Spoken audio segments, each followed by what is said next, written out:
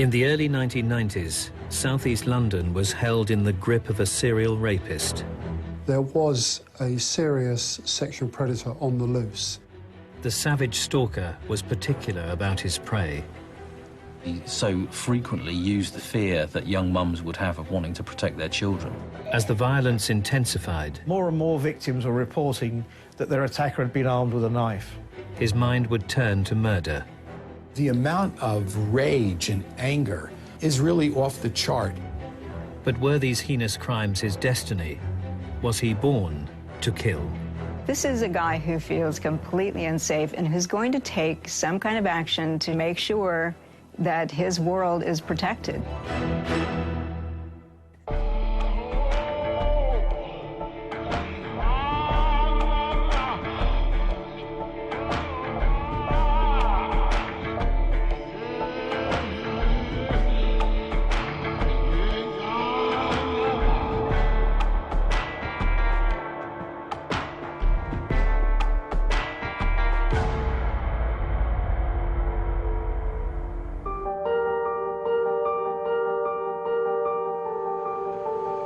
The district of Plumstead lies just below the River Thames in southeast London. The multicultural community boasts a busy high street, as well as large tree-lined areas and commons that make up part of the green chain. It encompasses many open parklands and woodland. It does go for many miles and takes many routes. It was quite a middle-class area, quite well-to-do. It was generally a low-crime area where people felt safe.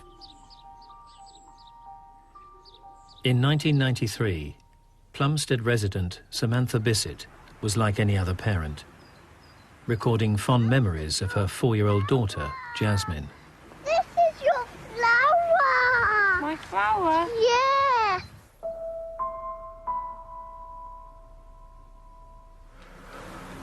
Hello, I'm Jasmine's mummy, Sam. The 27-year-old was a doting mum who was intent on giving her daughter the best start in life. Sam was very strong-minded person. She's quite a feminist. Had a good sense of humour. That used to be my boyfriend under there. What? Jasmine was lovely. She got on well with other children, got on with adults.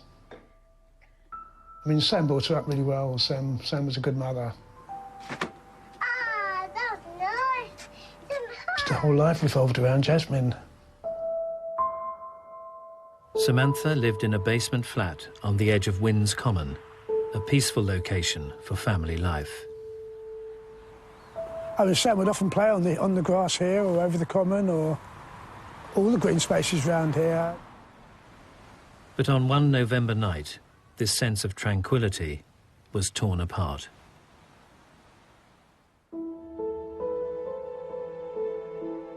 When I saw that the door was locked, I thought, oh, they've gone out. So I opened the door and I remember as soon as I looked in, there was a stain on the carpet. Couldn't really tell what it was. I go in the kitchen to clean up, and there's all Sam's clothes all over the floor. I thought, has there been a burglary or something?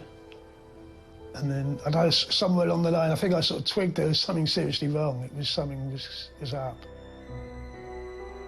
An intruder had forced his way into Samantha's flat. A violent struggle happened in the hallway, and he stabbed her, and she probably died quite quickly. He dragged her body into the living room and laid it out, and then at some stage went back through the house to Jasmine's bedroom and smothered her in her cot.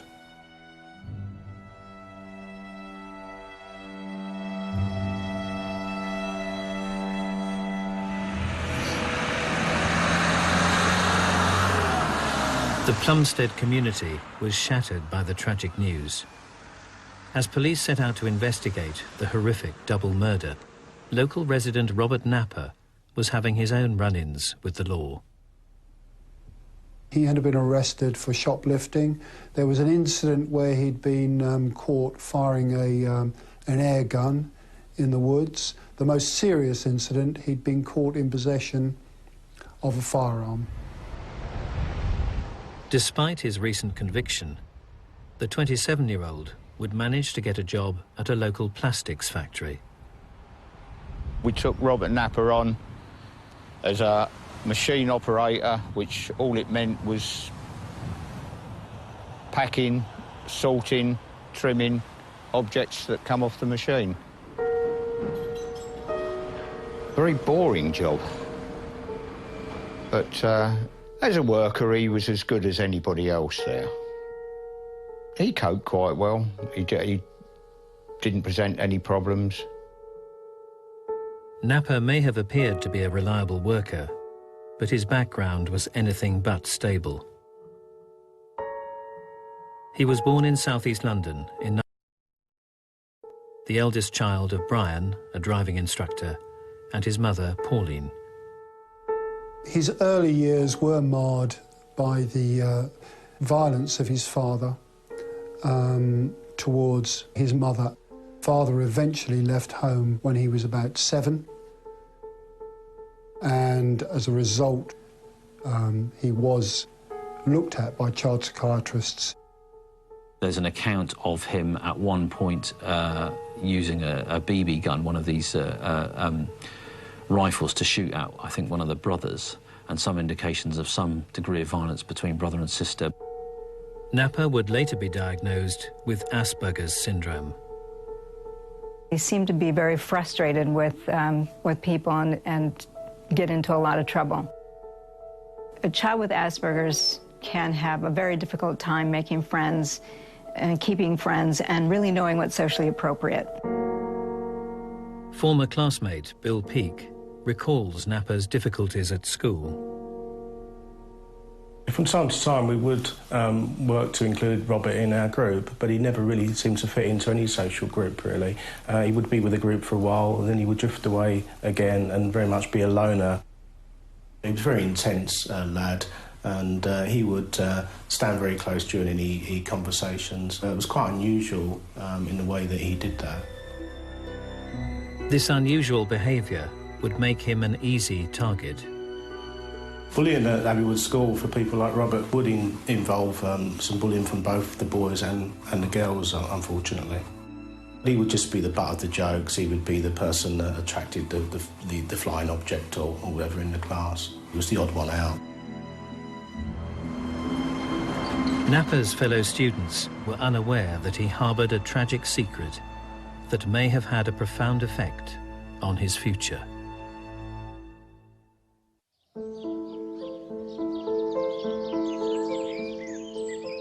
In November 1993, a horrific double murder was uncovered in Plumstead, southeast London. Samantha Bissett and her 4-year-old daughter had been sexually assaulted and subjected to unimaginable violence during a prolonged attack. But this district of London had long been suffering at the hands of a predator.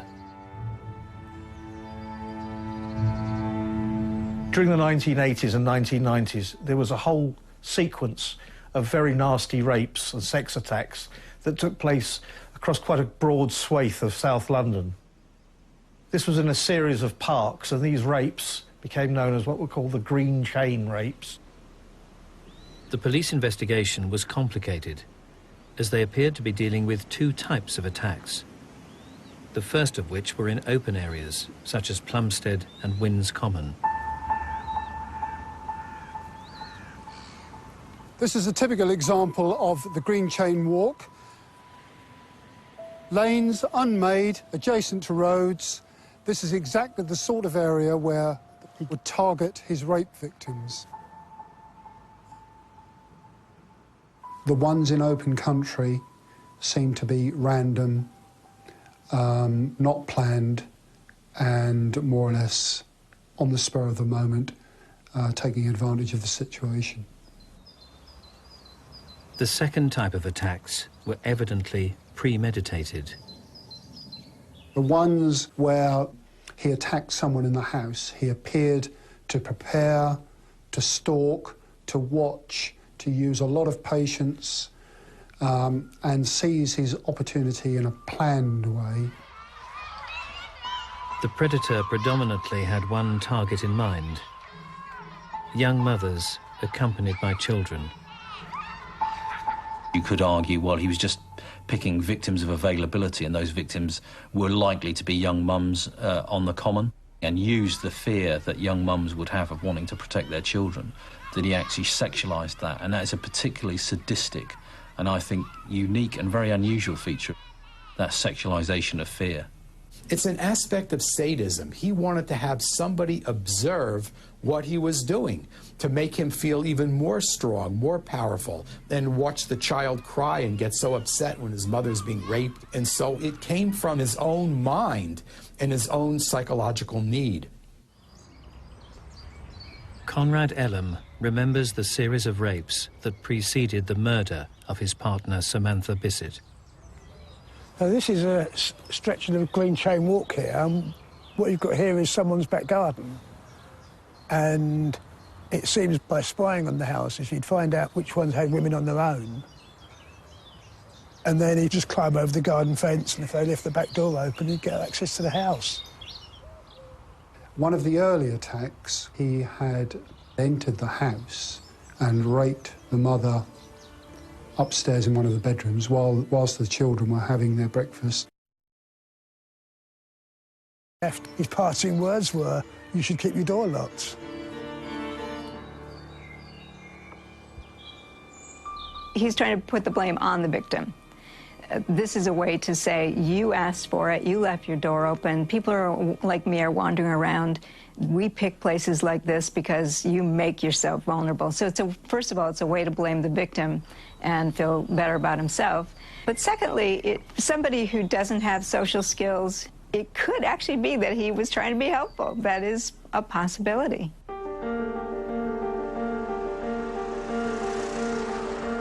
As the reign of terror continued, local resident Robert Napper had set up home in a bedsit in nearby Plumstead High Street.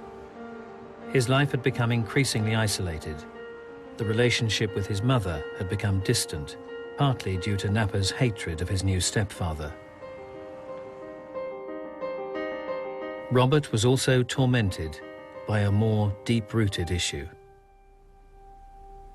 There was a report of an incident when he was aged about 12 that a friend of the family had recommended another person to take the children on a camping holiday. And during this holiday, Robert Napper was sexually abused.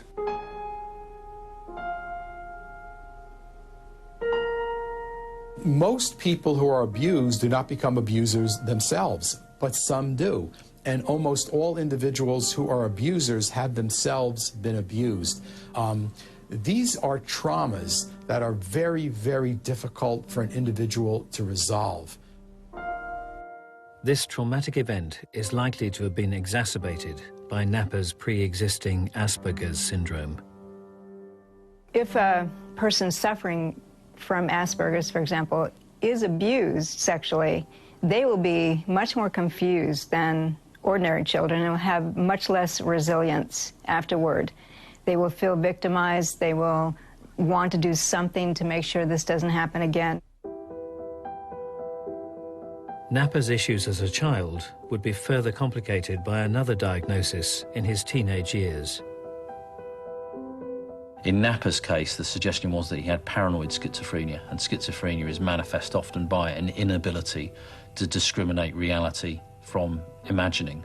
He would claim to have met the Queen.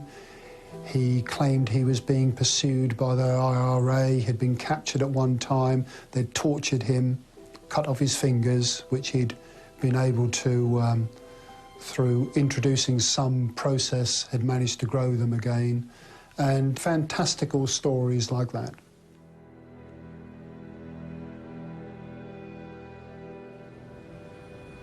17 miles southwest of Plumstead lies the affluent area of Wimbledon. Famed for its tennis championships, the London suburb also boasts a picturesque common. But on one July morning in 1992, the peaceful, family-friendly atmosphere was shattered by the discovery of the body of young mother Rachel Nickel. Homicide advisor Ron Turnbull was one of the first on the scene. The initial reaction for all of us was disbelief that this could have happened in such a peaceful, pleasant place. This is not a secluded area somewhere that you would anticipate an attack. It's open space, even the wooded region where she was found.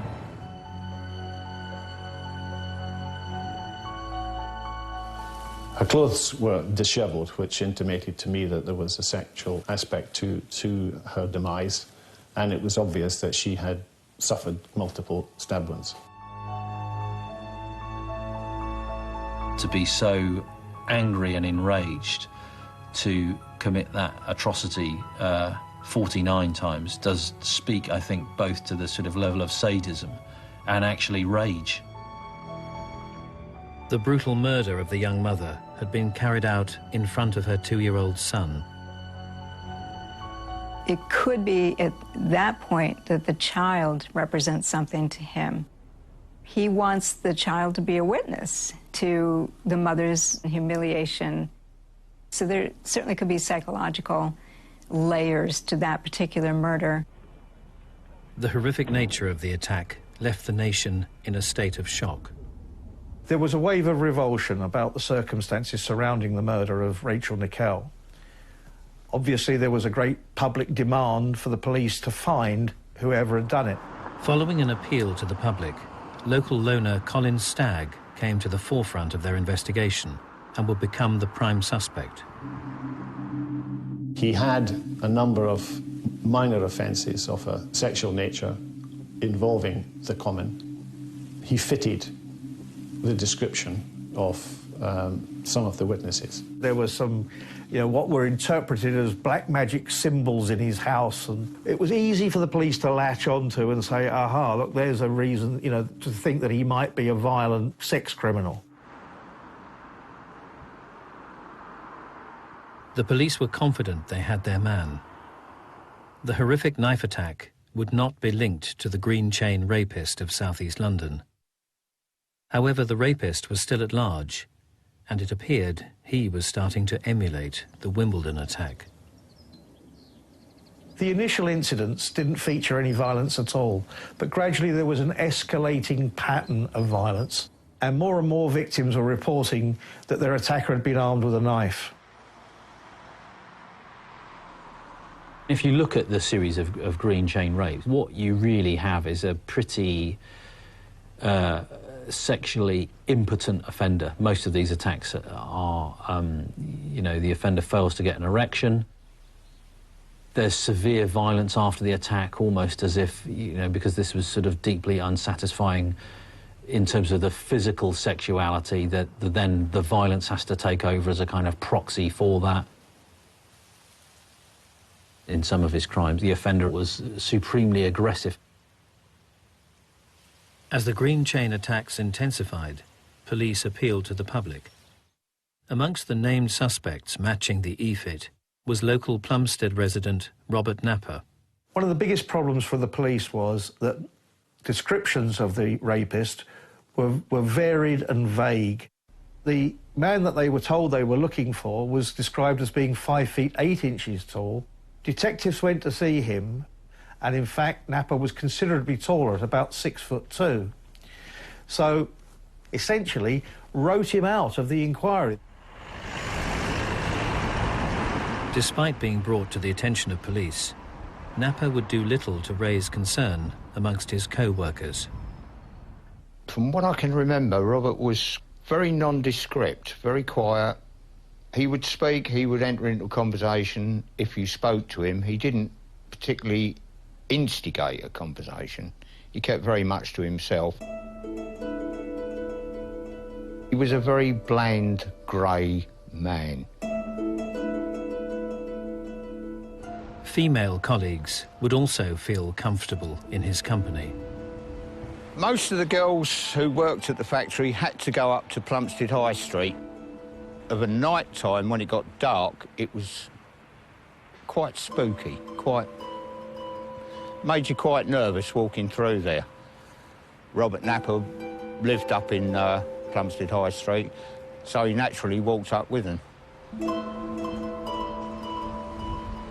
We never had any complaints or any worries from any of the girls at all. Despite his courteous manner, authorities became increasingly aware that Napper's out-of-work interests were less than scrupulous. It was reported that a peeping Tom was looking at the backs of the houses here, specifically upon a young lady who lived alone. Police were called and arrested one Robert Napper.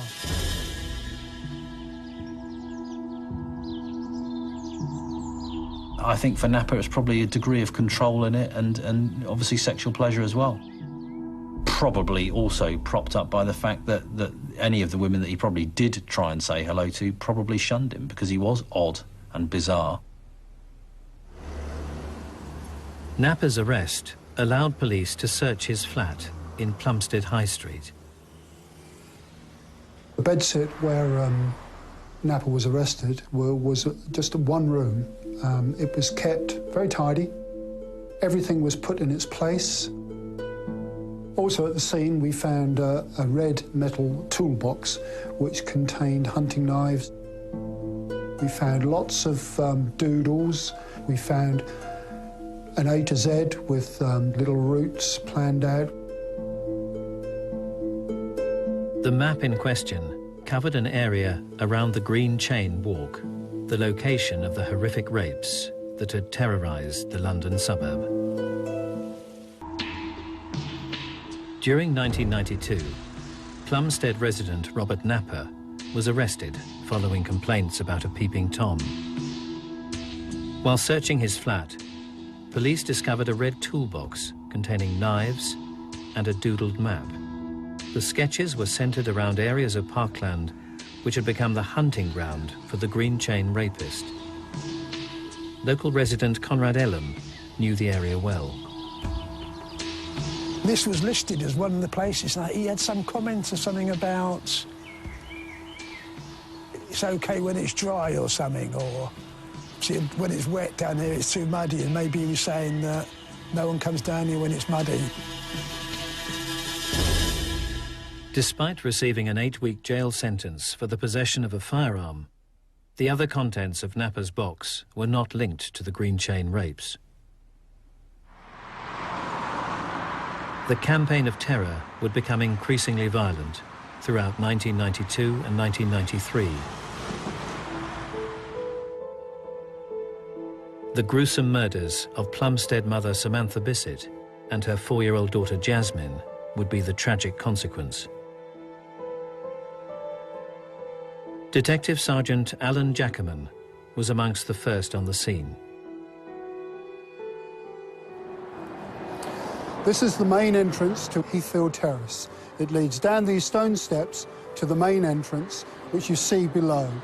It looks just the same as it did as when I entered with my colleagues on the 3rd of November 1993. Just inside the front door we found large poolings of blood, and further inside lay the bodies of Jasmine and Samantha Bissett.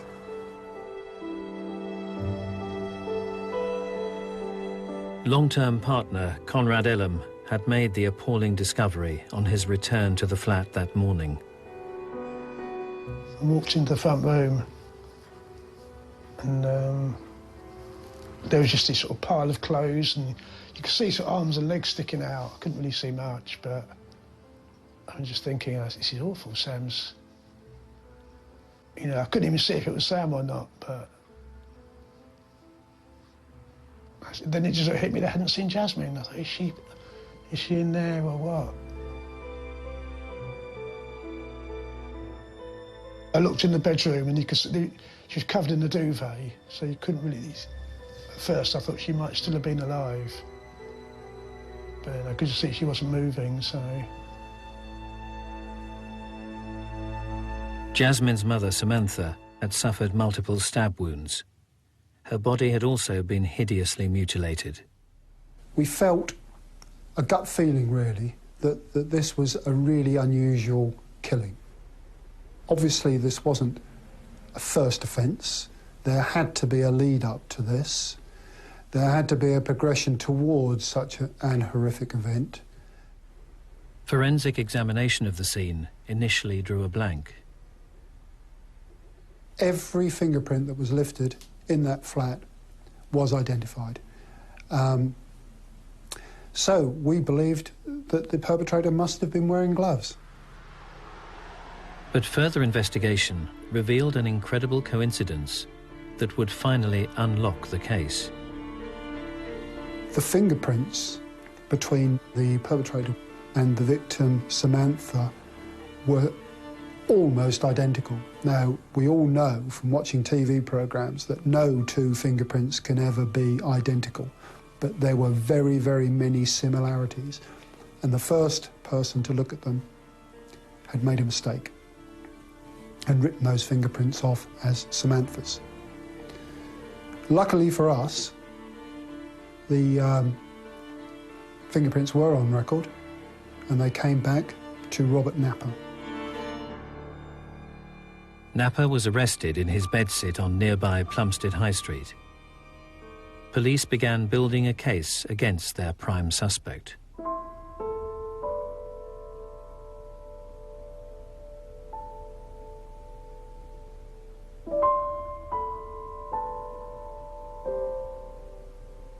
Sam did say she was in bed one night, and she said there was a face actually in the window. Just that one occasion. And that was she scared, and I guess that would have been Napper. The killer's planning had been measured, but the murder was frenzied. There was a very, very vicious attack where he immediately stabbed Sam Bissett so vigorously, actually, that he may well have almost immediately killed her. Dragged her into the lounge and then committed some horrific mutilations on the body. A pathologist would uncover another disturbing side to the attack on Samantha. When he pieced Samantha's body back together, realised there was a large part of the stomach wall missing, a square of about 6 inches. That part of her body has never been recovered.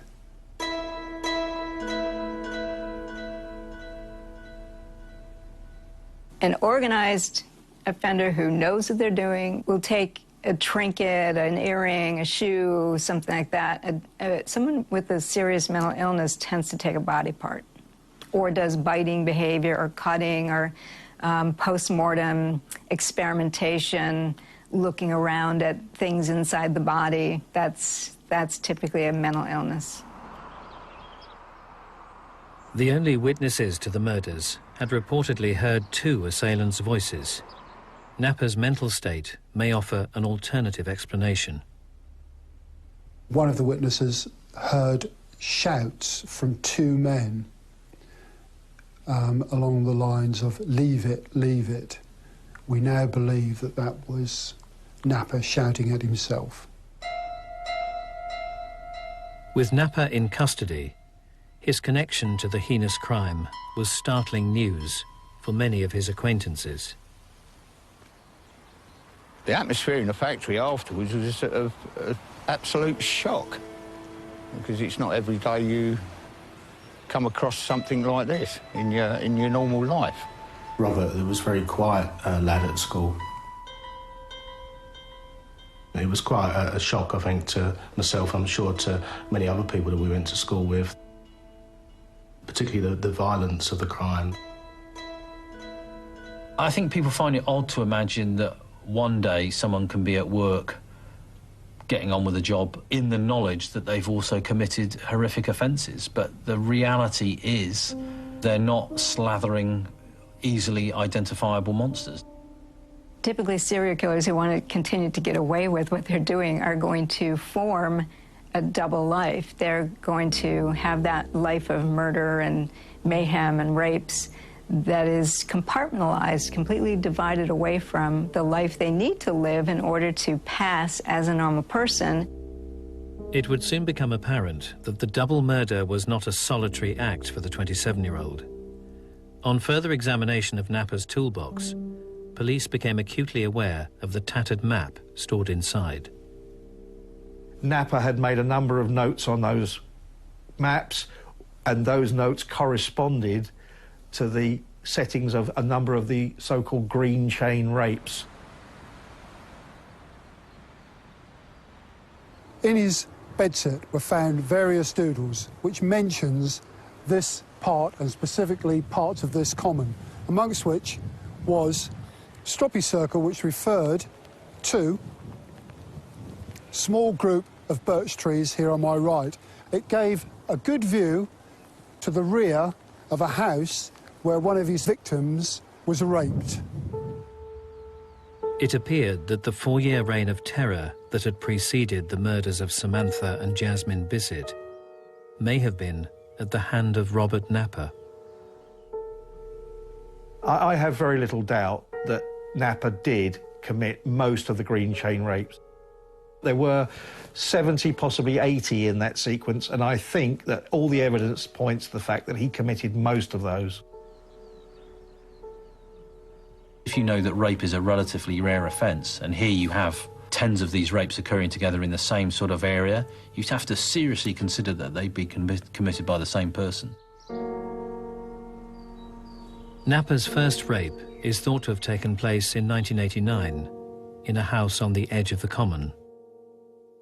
The attack left him in a confused state.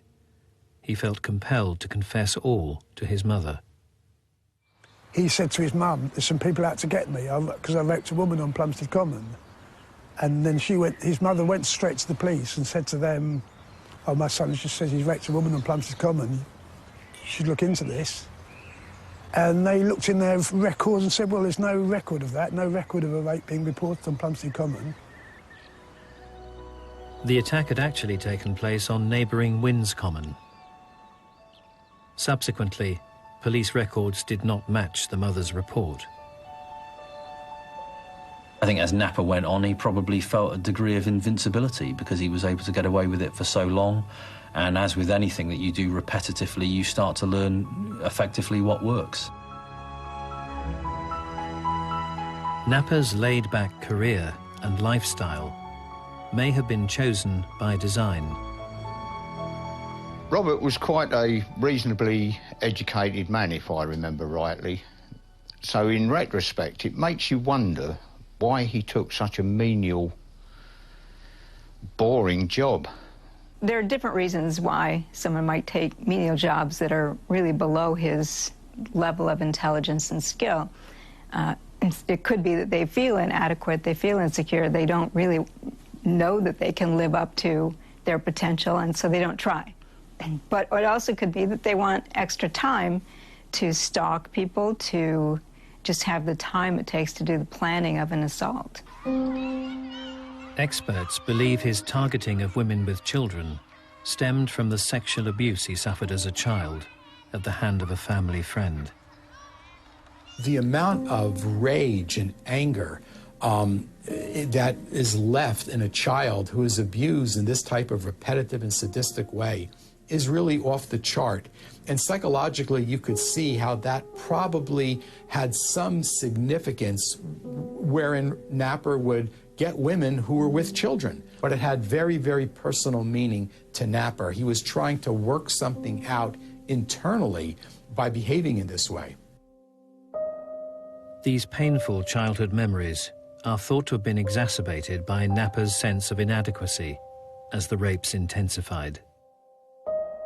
When a man is impotent, and when he's trying to rape a woman and can't quite do it, to him, she's to blame. He is going to now get violent, and because he's angry, she has humiliated him. She's witnessed his humiliation, and it's her fault that he can't pull this off and that he's now a failure. And then, of course, there's the use of a knife. It's actually quite difficult to avoid the Freudian analogy, but the knife seemed to often be used as a proxy for an erection. In Napper's case, I think it is safe to say that knives were an obsession. There was a collection that he had of knives. They were regularly used in the offence to the point of extreme overkill and a kind of morbid fascination with what a knife could do to a body.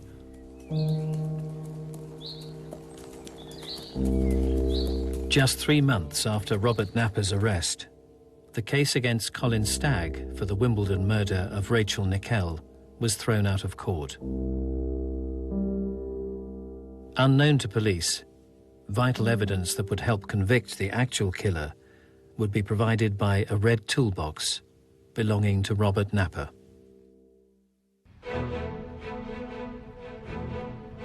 In October 1995, Robert Napper stood trial at the Old Bailey, accused of the horrific double murder of Samantha Bissett and her 4-year-old daughter, as well as a series of rapes carried out in southeast London. At the time, we weren't convinced that we were going to get a conviction. Taken in isolation, each of the pieces of evidence against him wouldn't have been enough to convict him, but taken together, we felt we had a case. Despite initial concerns of the police, a verdict by the jury was not required. He pleads guilty to manslaughter on the grounds of diminished responsibility to the murder of Samantha and her daughter. In other words, he was suffering from mental disturbance at the time, and in fact, he's sent to Broadmoor, the maximum security psychiatric hospital. There was still, of course, the nagging problem of who murdered Rachel Nickel. The case against the prime suspect, Colin Stagg, had been thrown out of court just 1 month earlier. Once again, the police were under intense pressure to solve the Wimbledon Common murder. You can be a homicide detective with 25 years' experience and not need any assistance at all in a murder case, but you will in a sexual murder case. All of the typical investigative approaches, motive, opportunity, really go out the window in a sexual murder case. Although Napper's murder of Samantha and Jasmine bore marked similarities to the Wimbledon murder, the distance between the attacks initially ruled him out. We know that offenders want to offend near enough home so that they're able to get back home quickly, and it's an area with which they're very familiar. However, further investigation of the map book used to document Napper's green chain attacks suggested he had ventured out of his comfort zone. On one of the pages, heavily marked, was Isabella Plantation on Richmond Park. That is within walking distance of Wimbledon Common, where Rachel was murdered. This attracted our interest. Police interviewed Napper in Broadmoor during December 1995. He refused to answer any questions. 10 years would pass before DNA evidence finally solved the Wimbledon case. All of Rachel's clothes that she was wearing on the day she was murdered was very heavily blood-stained. Police had techniques in their armoury that enabled them to lift the blood off of her clothing, and what lay below was a microscopic sample of somebody else's blood. It was proved to come from Robert Napper. Rachel's horrific murder had tragically been witnessed by her 2-year-old son. A crucial piece of evidence had been extracted from his hair. There were small pieces of paint that they were able to forensically match to a metal toolbox. The toolbox in question belonged to Robert Napper.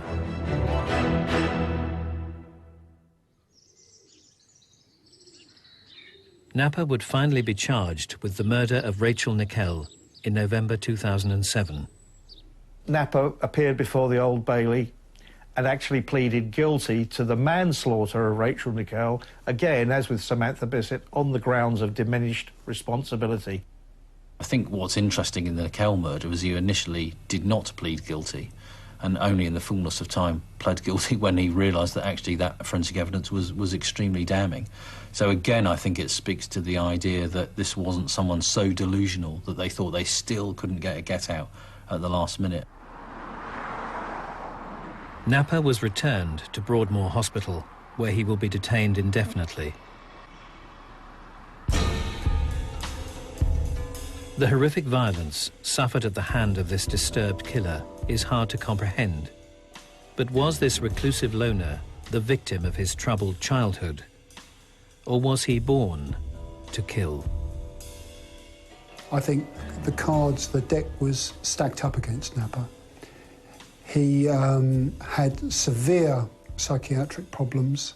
He also managed, more through luck than judgment, to get away for a while with a series of heinous crime. And I think this imbued him with a sense of invincibility. I think Napper's a classic case of nature meeting nurture in all the most awful ways. It's partly nature, but unless you have the nurture aspect of it going in the wrong direction, then I don't believe anyone's born to kill. I don't believe Robert Napper was born to kill. I think the assault when he was 12 changed his life. Someone with Asperger's disorder is unlikely to be violent, so really the events of his life are the things that formed him into a killer.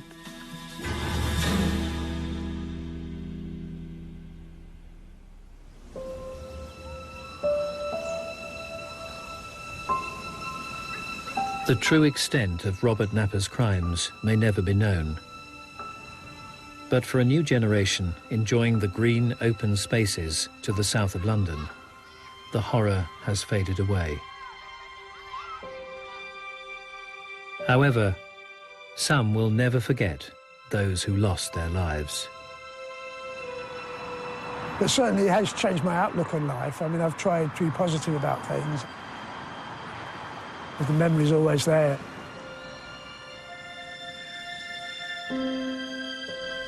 I don't know if they could ever get justice.